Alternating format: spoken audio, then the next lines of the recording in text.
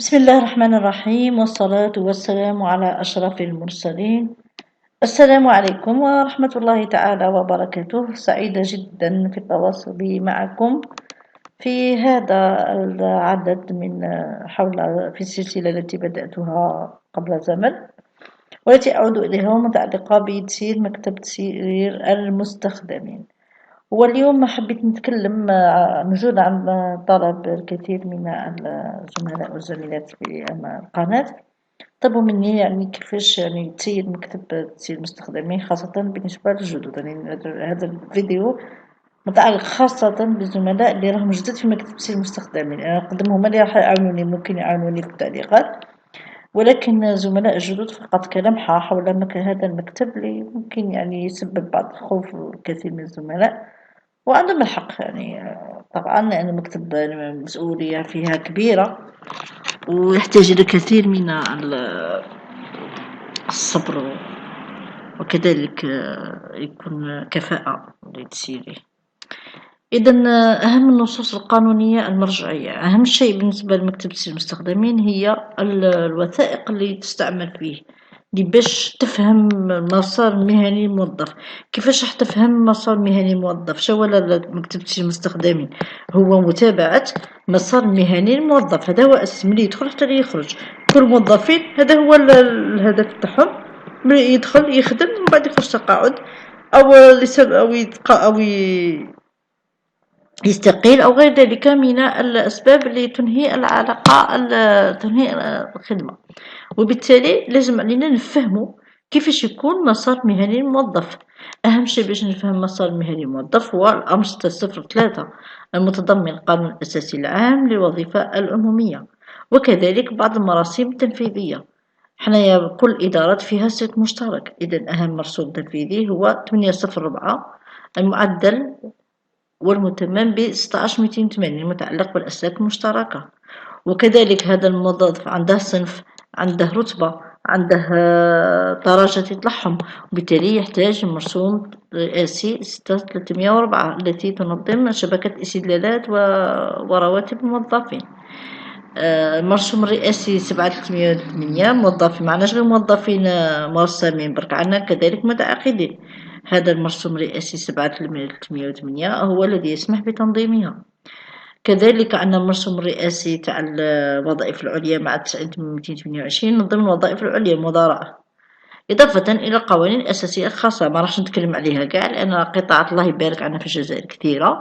نتكلم على بعض القطاعات اللي حساسة، خاصة قطاع البلديات. قطاع البلديات منظمة بالمرسوم 11334، يعني هذه اللي يكون في كانت زميلة متصرف إقليمي استقصاء نساء.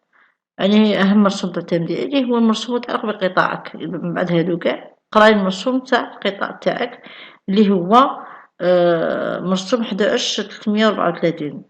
طبعا يكونوا عندهم ليسانس في الحقوق ولا ماستر في الحقوق، ربما هالأمور جيهم سهلة، لأنه هما يعرفوا الفرق بين مراسم رئاسية ومراسم تنفيذية وقرارات ومقررات ومقررة، les arrêtés, les décisions, les décrets présidentiels, les décrets exécutifs et ainsi de suite. هما جيهم سهلة، يعني اللي يكون في البيرسونال يكون يعني يكون قانوني يجيه سهل، يعني يقدر يتأقلم معاه بصفة سهلة. اللي يغبن بالك اللي يكون يعني ليسانس في مثلا في التجارة ولا في المالية، ولا ممكن يعني ما يكونش يعني عارف كاع بالتفصيل، ولا يكون كما أنا كنت مهندسة أنا مهندسة في الإعلام الآلي. بصح كنت يعني نتذكر أنا كنت في محاسبة، وكان كي رئيس مكتب تسيير المستخدمين نذكرها بالخير لأنه علمني بزاف. كان كيجيب لي مقرر تاع خصم موظف ولا مقرر تاع ترقية ولا تاع تعيين، ولا نقراه سطر بسطر ونقول له يعني هذه واش هي ودي واش هي، مثلا 99 تاعش وهذا كان 804 تاعش، جبتهم كاع عقيتهم واحد بواحد. كنت في المحاسبة ما كنتش نبغي نخدم حاجة نفهم هذاك المقرر علاه ندير، مستخرج تاع الترقية علاه نديروها، علاه كنت دائما نتسائل.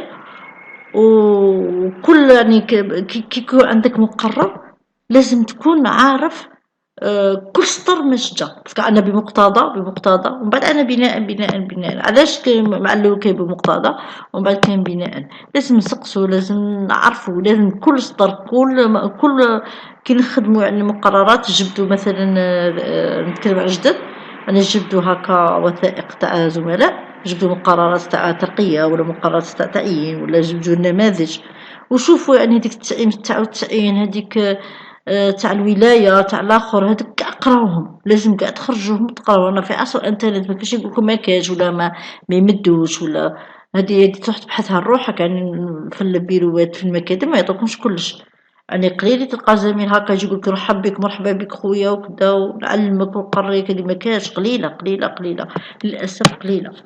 يعني احنا تمنينا لو كان أي واحد إقليم يعلم جديد، ولكن ماشي دايما الأمور هادي موجودة. احنا نتكلمو على الواقع.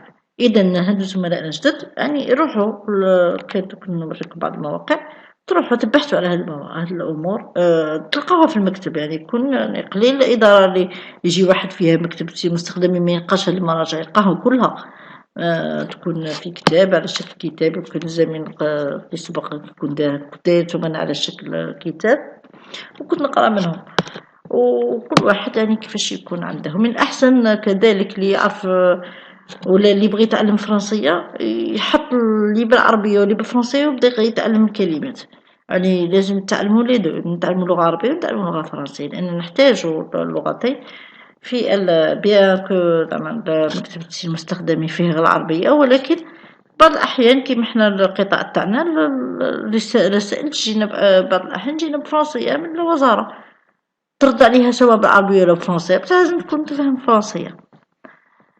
إذا بالنسبة لهاد المراجع اللي تحدثت عليها عندنا بعض المواقع، الموقع الأساسي والرسمي والصحيح يعني اللي فيه كلش هو الجريدة الرسمية، يعني يكون عندك موقع حتى يكون عندك مرسوم تنفيذي دير بحث تبحث على مرسوم هذاك وتلقاه.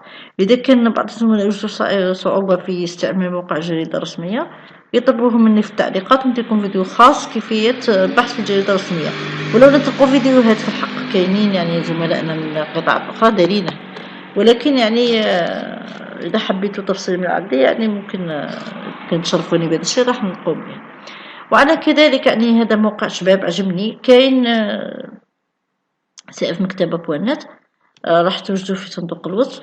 هذا سيف مكتبة بوانات يعني فيه كلش، فيه هنايا راح نشوفوا هنايا جريدة رسمية يعني جغدي.dz، وهنايا اللي نشوفوا الجرائد هنا كي ندركو هنا نصيبو الجرائد، وكاين البحث وكاين هنا بفرنسية، وهنا العون هنا اللي يشرح كيفاش يخدموا هذا جزء من الموقع طويل منا من الجهة اللي منا. وهذه آخر جرائد المنشورة تكون هنايا، آخر جريدة تنشر تكون منشورة، يعني آخر جريدة نشروها هي رقم 1. بعض الأحيان توجدوا مثلا خرج رقم 2 وبعد يخرج رقم 1، يمكن تلقوا رقم 6 باش متلقاوش رقم 4 أو 3 أو 5 متلقاوش من بعد يصدر. هذا هو موقع سيف مكتبة ماشي بالأش، سيف مكتبة بوانت. هذا فيه كاع الرقابة المالية، مثلا خص مثلا الزميلة تاع متصرف إقليمي خاصها 11/343 تكتب هنا 11/343 تلقى المرسوم التنفيذي، يعني كل واحد يعني هو زعما ممكن نقول شامل يعني الكثير. وكاين بعض المواقع كيما تاع الورتيلاني، وكاين بزاف مواقع زملائنا نحيوهم يعني ما بخلوش على خاوتهم بالمعلومات، خاصة هادو المختصين يعني نحييهم خاصة يعني ما شاء الله كثير مواقع الصفحات يعني زعما غير اللي ما بغاش يتعلم وخلاص، يعني كل واحد فينا يقدر يولي بين قوسين يلعب بالمستخدمين، فقط يعني شوية تركيز وشوية بحث وسؤال. يعني واحد راك تخدم في إدارة ألف ما رفد التليفون وسقسي زميلك تاع إدارة با تعرفوه قديم وتعرفوه ممكن يمد المعلومة وعنده سمعة مليحة في الولاية، ولا عيطوا هذيك الإدارة وسقسوا وديروا علاقة مليحة معاه، ولا روحوا السيف ولا زملائنا حنا في مصغاني يعني ما عندناش مشكل، يعني ما تروح يوجهوك ويعلموك وتعلمنا عليهم سواء زملاء قدم ولا إدارة واحد أخرين تتصل غير بالتليفون قال أنا نخدم ورا وين نخدم خاصني معلومة يمدوها لك، يقدروا يمدوها. يعني واحد يعني ما يعني يبحث حتى لو مكانش حتى واحد ما مدلك معلومة حاول انت تلقاه، فقط الطريقة تاع البحث تكون صحيحة هذا ما كان، وحنا اللي رانا فين نقدروا عليه، في اللي عندنا نمدوه، يعني في اللي عندي نمده، لاني انا مهندسه في الآلة الآلية، ولكن الحمد لله اللي عاونونا واللي قرينا عليهم وتعلمنا عليهم نحيوهم ونشكرهم ونترحموا على اللي توفاو منهم. اذا بالنسبه لي كان زميلة طلب مني يعني واش هي الوثائق اللي تستخدم، السجلات خاصه اللي نستخدمهم، نتكلم اللي كنا نستخدمهم، اللي مازال اللي كنت نستخدمهم مكتبتي المستخدمين كي كنت فيه. كاين السجل الصادر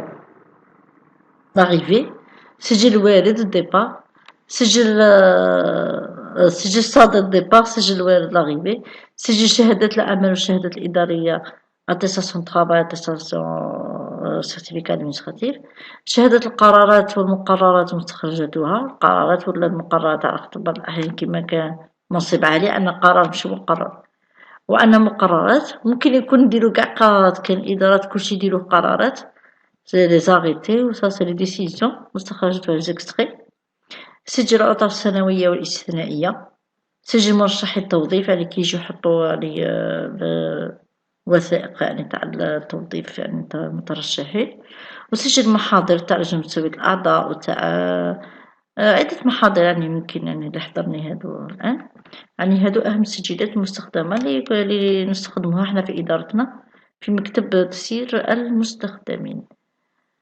إذا بالنسبة للوثائق التي تنجز في المكتب وش هي؟ يعني فقط كلمحة يعني اللي حضروا لي الآن، ممكن وثائق أخرى، ولكن أهم شيء هو معالجة البريد الصادر والوارد بصفة دقيقة وسريعة.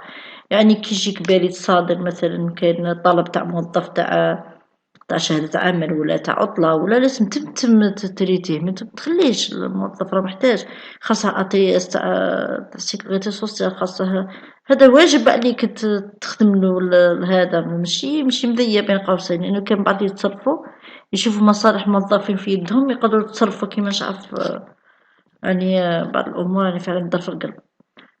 إذا وتكون هاد الصفة تكون دقيقة وسريعة، طلب منك ATS ما تغلطش في التاريخ تاع آخر يوم عمل ولا بين قوسين متذكرش الخدام، خدم حتى لو كان عندك علاقة سيئة معاه تخدم لك أي واحد كي ما تعرفهش خدمة وخلاص، لأنه العلاقات العمل يعني تأثر كتير على اللي يكونوا يخدموا مستخدمين، يعني بعض الأحيان يعني كي يحقد ولا، ولكن هذه علاقات جانبية وخدم خدمتك وخلاص، يعني هو حقه يدي هذاك سواء كان متخاصم معاه ولا ماشي متخاصم معاه، هو خدم لك خدمته يسحق سند عطلة تخدم، تخدم بطريقة حيادية، ولاش تروحك يعني صارك مشاكل وليت ماشي حيادي طلب تغيير، يعني بعض الأحيان الواحد ما يقدرش يطلب تغيير من المكتب وخلاص، المهم يبقى صافي مع ربي.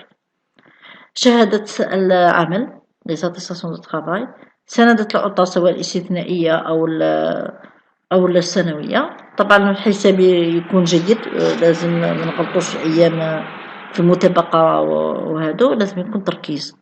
القرارات والمقررات يعني عندنا نماذج في صندوق بورصة القهوة، وحتى في السائف مكتبة هذا كاين، فقط أنا ندير لكم النماذج بصيغة وورد وجدة ندير لكم في صندوق الوصف، لأن النماذج لازم اعتماد على هذيك النماذج سطر بسطر، يعني بعض الاجتهاد ولكن التركيز على تلك النماذج، فيه كلش، فيه القرارات التقية، فيه الاستيداع، فيه النقل، فيه تكفل بعد عملية النقل، فيه خدمة وطنية، فيه استقالة، فيه وفاة، فيه كلش النماذج نعتمد عليها، لأنه المراقبة المالية ولا الوظيفة العمومية تعتمد على تلك النماذج، نعتمد عليها ونخدمو، مكانش حاجة سهلة كيما قالت المقررات، على خاطر بعض الأحيان يعني تبان نديرو غير هكا، لا كاين نماذج نخدمو عليها وخلاص نفهموها، المهم شي انه نفهمو هذه النماذج، اذا حبيتو درت حول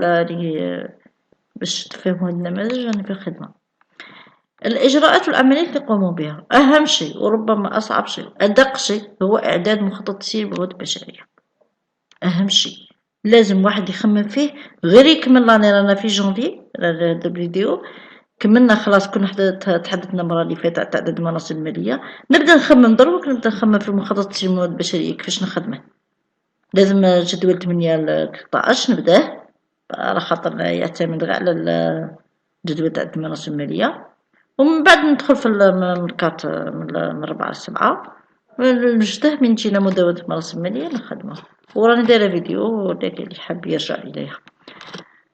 متابعة المسار المهني للموظفين، يعني كان قرارات هادو مقررات التوظيف الترسيم الترقية، منلزمش ننساو وقتاش يترسم، نوجدو عملية الترسيم نوجدو عملية الترقية، نوجدو شكون يفوت هداك العام لي محتمل يفوت، المناصب العليا لازم يترقاو كل عامين ونص.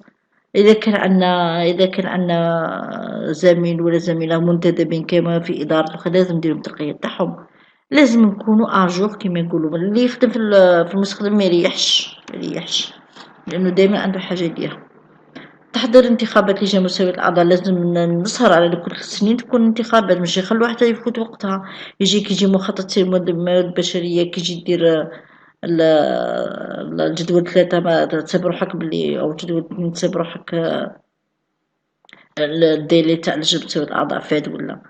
والخدمة الاجتماعية تاني موظف يبو حقوقهم يبو يدو دراهمهم يبو يدو لازم تسهر على متابعة هو العمل في المكتب المستخدمين. العمل الأول هو اللي صعيب، العمل الجوي شو تلعب به، لأنه إلا كان كيما تبعت لي نقولك فيه يعني راح مكتب المستخدمين يجيك ساهل، فيه مشاكل صح، ولكن نهضر على الوثائق يجيك ساهل. هي المستخدمين المشكلة تاعه في العلاقات مع الموظفين ومع المسؤولين، يعني إذا كان الإنسان يكون يتعامل مع موظفين ما شاء الله مع مسؤول عفوا ما شاء الله وكل شيء يقدر يخدم فيه عادي. علاش تروح بلي مشاكل وطلبوا منك أشياء مستحيلة ولا تحقر واحد ولا، من الأحسن تنسحب وخلاص، يعني ما تكسرش راسك، المهم تبقى صافي مع ربي، واحد ما يدي والو في الدنيا وخلاص. يعني صراحة هذه الشيء اللي نقوله للأسف، يعني بعض الأحيان ما يخلوكش تخدم بنزاهة، ويعني لكن انت تحاول ودير اللي عليك، حنا درنا اللي علينا في داك المكتب وانسحبنا منه من بعد، ولكن اللي يبقى فيه يعني لازم يكون دائما ساهر على، دائما يكون يعني حيادي. دائما كنت قلتها في المرة اللي فاتت ونعاود نقولها دائما، لازم يكون الموظف اللي يخدم في المكتب المستخدمين لازم يكون حيادي، خاصة تحضر اجتماعات لجنة مساواة الأعضاء، يتصرف ككاتب. عندك قائمة سواء عندك عقوبات ولا عندك ترقية ولا عندك ترسيم ولا عندك منش عارفة أي حاجة ممكن تفوت في لجنة مساواة الأعضاء، كون حيادي، حضر الوثائق حطهم، اشرح شكاين وتسكت، ما تتدخل في الترقية، ما تدخل هدا يفوت عامين ونص ولا يفوت 3 ولا يفوت 3 ونص، لأن اللجنة هي اللي تقرر. انت عليك أنك تحضر الوثائق، تحضر التنقيط السنوي تاع الموظفين، دير خدمتك كإداري وتكون حيادي. إلا كان حال مشكلة عندك مع موظف ما تروحش تحطها في اللجنة المساواة، خليها في قلبك، اصبر، لأنه على بالي بلي اللي يكون مستخدمين يعني كلش تدير ماشي مليح بين قوسين، ولكن بعض الناس ماشي كاع، كان يحترموك كان يحترموش، ولكن تدير الواجب تاعك، أدي كون حيادي، حاول تكون حيادي، ما كاش كون حيادي ما تكتبش المستخدمين. شخصيا أنا كنت فيه وخرت قعدت علاقتي مليحة مع الموظفين، ولو أني بعض المشاكل وقعت لي، ولكن بعد كي وخرت يعني ما كاش لي يعني قال هذه حقرتنا ولا هذه دارت لنا ولا، بالعكس يعني بقيت مليحة معاهم. ولأنه واحد يشوف توجور من بعد، باسكو مكتب المستخدمين خاطر واحد يعني ممكن يبغي ينفخ روحه ولا لا، لازم سمحوا لي على الكلمة، لكن واحد يكون حيادي. وأهم إنجاز كيما نقول هو الصدق ثم الصدق ثم الصدق، لأنه اللي يخدموا في المكتب المستخدمين يمكن يصيبوا روحهم يكذبوا، على خاطر يجي مدير يقول ما تقولش هادي، ما تقولش هادي بلي هادي، ما تقولش بلي كاين عقوبة، ما تقولش بلي كاين خصم، ما تقولش هادي كاينة هادي. صبتنا احنا ما نكذبش، لقيت روحي في مواقف ما حسيتش يعني توازن بين أخلاقي وبين المكتب، يعني اللي نقدر نديره في المكتب، على بها اللي من بعد ما قدرتش نبارك الأسباب اللي ما قدرتش نبقى في هذاك المكتب. لكن واحد حنا نتمناو الموظفين يتعاملوا مع مسؤولين يعني يكونوا نزهة بعض الشيء، لأنه باش تكذب باغ كاين لي بوست تقول ما كاينش لي بوست ويعطوا لي بوست غير حبابهم كدا، إذا كان صدرت كيما هكذا غير قول على نفسك السلام، لأنه دايما متكونش يعني حيادي في لي بوست وفي الطلب تاع المناصب وفي الترقية تاع الناس وفي الآخر، غير ما كان لا تقعد مكتب شي مستخدمين خاطر كلشي يفوت.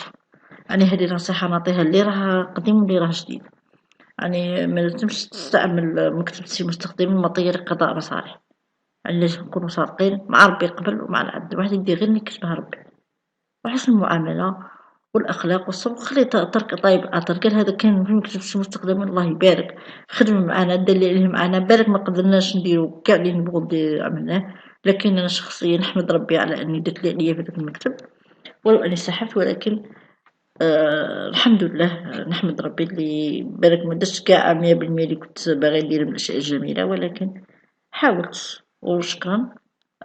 هذا الفيديو على الإطالة، ولكن أتمنى أنكم استفاديتوا، خاصة اللي طلبوا مني. السلام عليكم ورحمة الله تعالى وبركاته.